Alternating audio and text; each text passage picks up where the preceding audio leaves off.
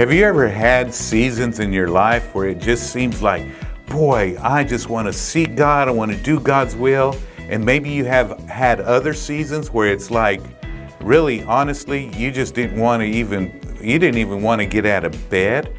Well, that's what we're going to talk about on the Voice of Faith. 2 Timothy chapter 4, verse 2. Again, this is Paul speaking to a young minister, Timothy, and he's telling them, he says, preach the word, be ready in season and out of season, convince, rebuke, exhort with all long-suffering and teaching. Now, Paul's saying here, you cannot let up. You gotta be ready in season and out of season. Let me just say this.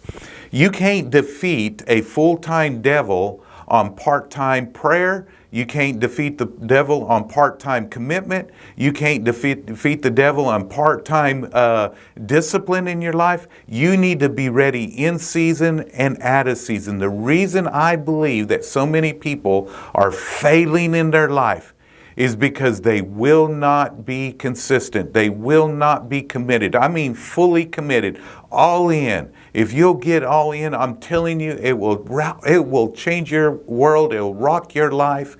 And I say this periodically in our church. If you'll just give us your life for a year, where you're being at every service that is and of course you get taking vacation, but you're being at service, you're not making excuses, you're not having the battle of the blankets and the blankets winning and keeping you in bed on Sunday mornings. If you'll get in small groups, if you'll go through our Next Move track, if you'll get involved in ministry, if you'll just, we have different things that are going on. If you'll get all in, I'm telling you, it will change your world.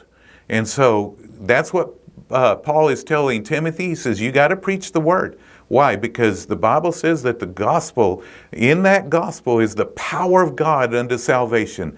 The gospel retains and contains the power of God to not only transform our life, but change our circumstances. And so we need to be ready in season and out of season. You've got to be a full-time Christian all the time, or else you're going to be beat up by a full-time devil. And so I love you. That's why I'm speaking this to you, praying for you, and believing God for God's best in your life. I love you. God bless you. And don't forget, if you work the word will work.